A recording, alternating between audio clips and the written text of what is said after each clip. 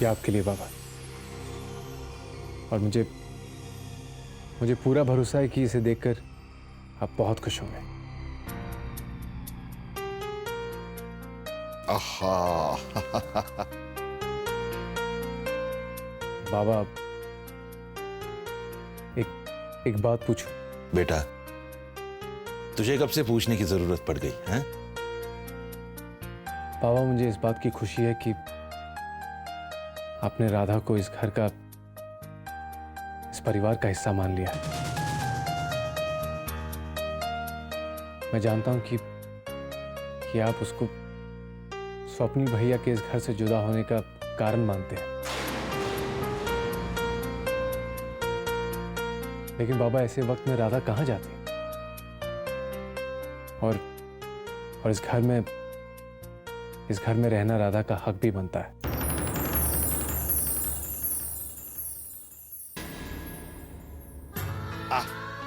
बहुत अच्छा है।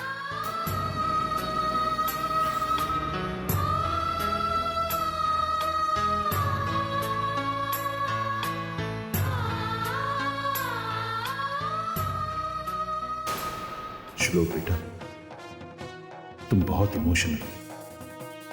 राधा का साया भी तुम पर नहीं पड़ना चाहिए, और मैं तुम्हें उससे बचाऊंगा।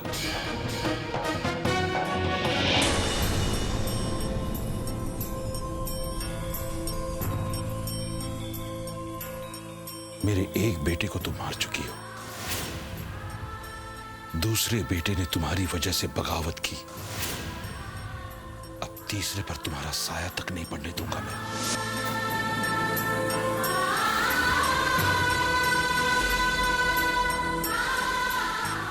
राधा जी, मैं जब भी 2 कदम आगे बढ़ाती हूँ, 3 कदम पीछे आ जाती हूँ। पता नहीं मैं इस परिवार को कैसे एक साथ बांध पाऊंगी, कहाँ से जुटा पाऊंगी इतनी हिम्मत, कहाँ से जुटा पाऊंगी।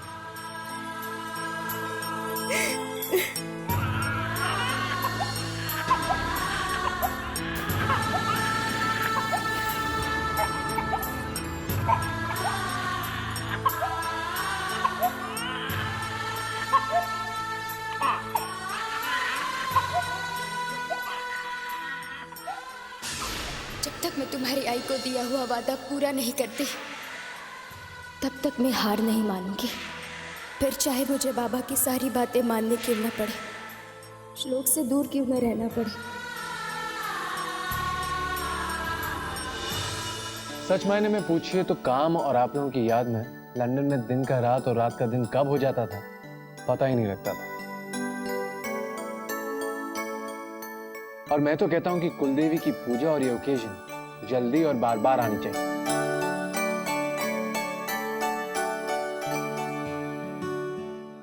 कुलदेवी की पूजा के लिए तुम अपना बिजनेस का सारा काम खत्म करके जल्दी आ गए, इसलिए उस पूजा का महत्व दुगना हो गया। दुगना? वो कैसे? कल कुलदेवी की पूजा के साथ साथ स्वप्निल का जन्मदिन भी है।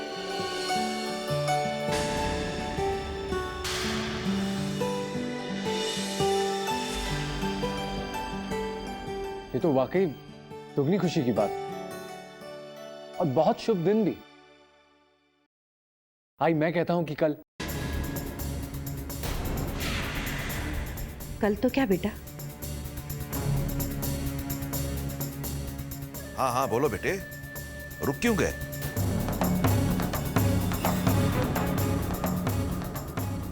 राधा को कितनी तकलीफ होगी।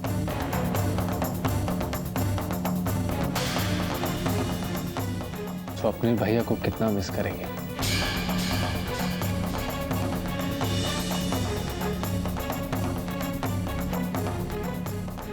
वो तो है।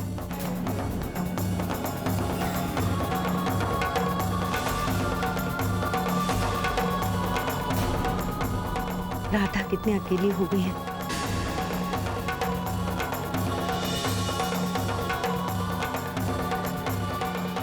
ओ जी चलो, बातें शातें बाद में होती रहेंगी। खाना टेबल पे लगा दिया जी।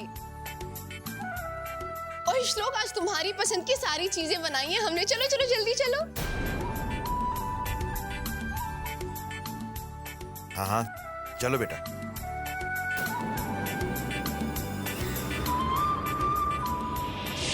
वाह पैम भाभी, सच माने में पूछें तो लंदन में ऐसा साग नहीं मिल सकता। बहुत मिस किया मैंने इसे। तुझे इंतजार किस बात का है? खाओ खाओ खाते जाओ। हाँ हाँ शुरू करो बेटा। चल जल्दी खा।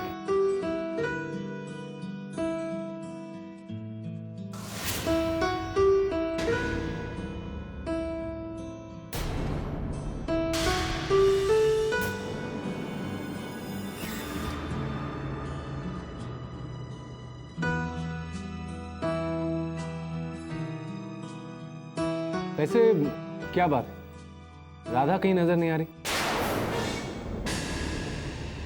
तुसी खाओ जी, मैं अभी बुला के लाती हूँ। खाओ जी खाओ। राधा को रोज ही इनविटेशन देना पड़ेगा क्या? सोनालिका, रोज तो राधा खाने के वक्त हमारे साथ ही होती है। अब पता नहीं क्यों आज सुबह से अपने कमरे में बैठी है वो। लो आगे आजा बेटे, सब खाने पे इंतजार कर रहे हैं। अब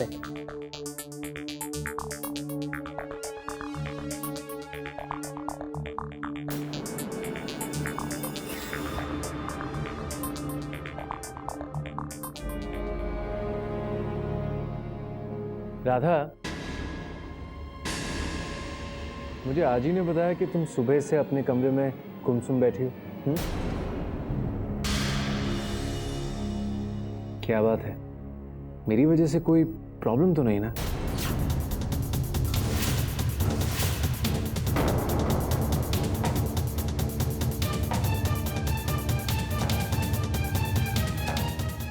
सुमिता, लोग को दो। जी।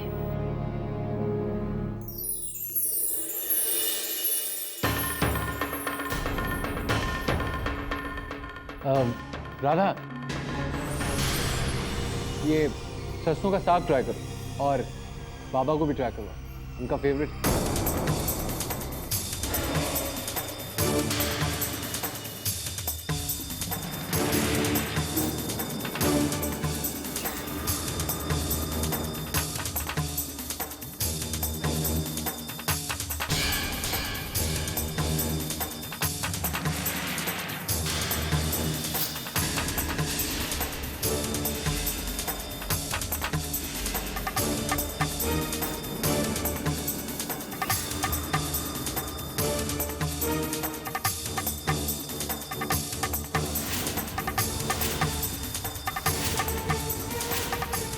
मेरा खाना हो गया।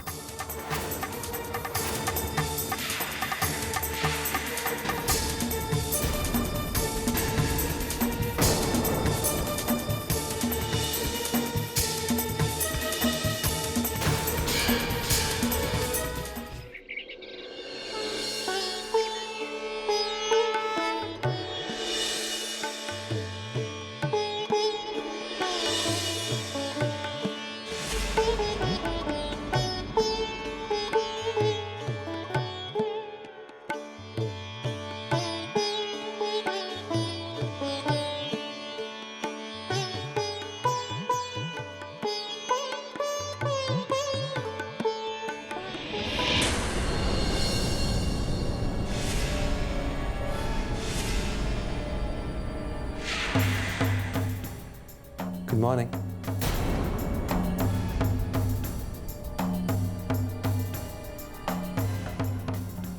अरे आज जी को दवाई देनी थी, भूल ही गई।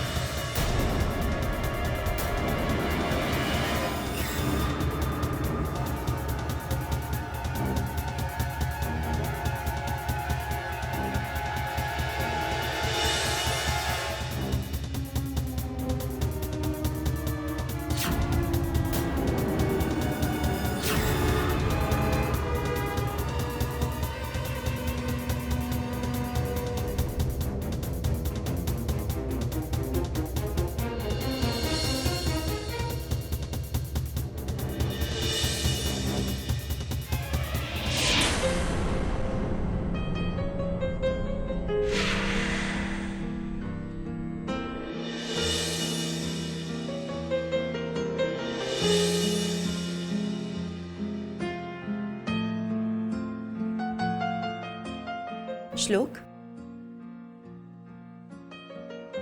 Thank you. क्या बात है श्लोक? कुछ परेशान हो? मॉम, मैं जब यहाँ आया था ना, मुझे लगा था सब ठीक है। बाबा ने राधा को इस परिवार का हिस्सा मान लिया है, लेकिन अब लगता है कि नहीं, बाबा ने अब भी उसे इस परिवार की बहू नहीं माना है।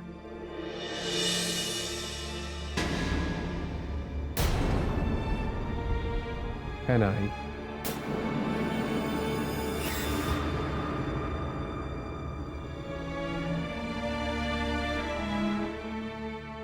आई, आप नजरें चुराकर मेरी सोच को यकीन में बदल रही हैं।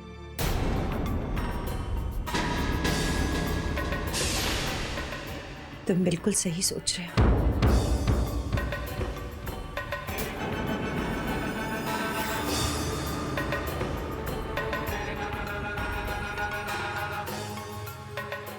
क्यों आई? तेरे क्यों का इतना सही जवाब है कि तेरे पापा अब भी राधा को, स्वप्निल को इस परिवार से दूर करने का और उसकी मौत का जिम्मेदार मानते। क्या? हाँ श्लोक, एक बार खाने में नमक ज्यादा पड़ गया तो तुम्हारे पापा ने पूरी थाली उठाकर फेंक दी और राधा पर बहुत चिल्लाए और हालात बिगड़ते ही चले गए। और फिर राधा के कहने पर संदीप का पेंटर बनना और सोनालिका, उसे तो यही लगता है कि उसके दादा को राधा ने ही उससे छीना है। कोई भी मौका नहीं छोड़ती उसे नीचा दिखाने का। ऐसे हालात में राधा कैसे खुश रह पाएगी? बेचारी राधा उफ तक नहीं करती, सब कुछ सहती है और चुप रहती है। श्लोक, उसका इस परिवार के सिवाय है कौन? कोई सहारा नहीं है उसका। कहाँ जाएगी?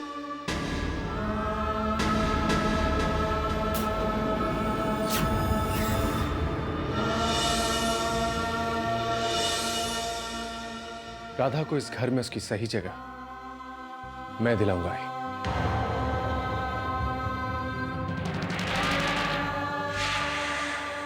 स्वप्निल भैया की पत्नी होने के नाते उनका जो हक है, वो हक मैं दिलाऊंगा ही। श्लोक, ये कहना जितना आसान है, करना उतना ही मुश्किल है बेटा। मैं जानता हूं आई,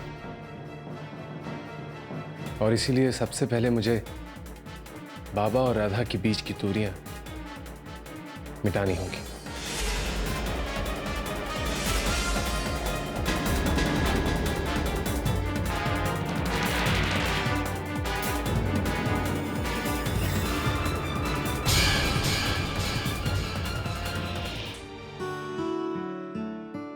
क्या बात है SMS?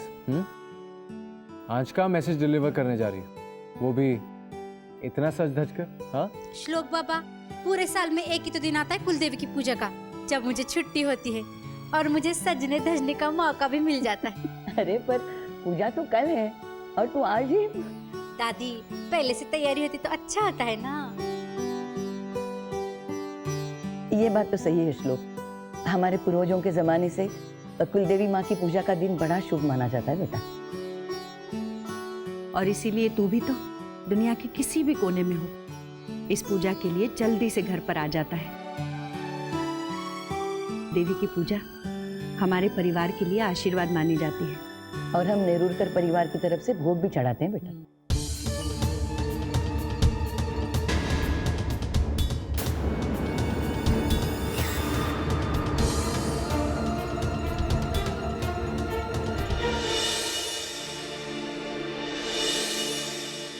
Brilliant idea, simply brilliant. देखिए, कल स्वप्निल भैया का बर्थडे भी है और हमें भोग भी चढ़ाना है, तो क्यों ना राधा स्वप्निल भैया की फेवरेट डिश बनाए।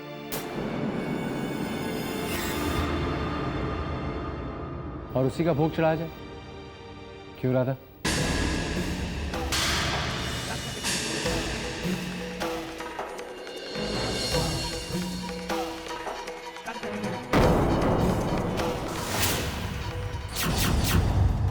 राधा, तुम्हें स्वप्निल भैया की फेवरेट डिश पता है ना?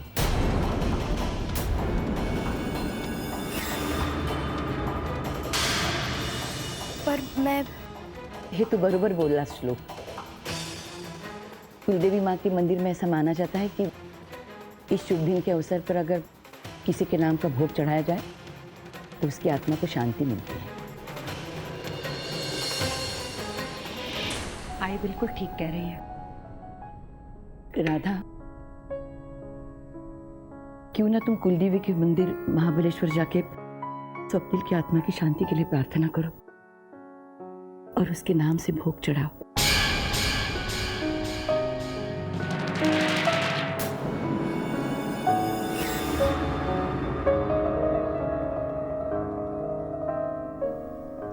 मैं जानती हूं वहां तुम्हारी पुरानी यादें ताजा हो जाएंगी जिन्हें तुम भूल नहीं सक रहे हो। पर बेटा, स्वप्निल की आत्मा की शांति के लिए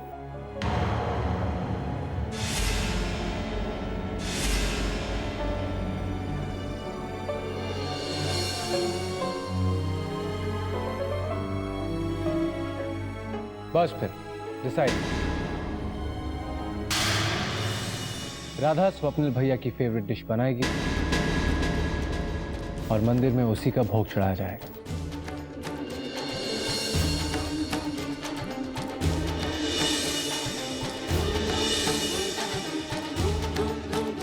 राधा,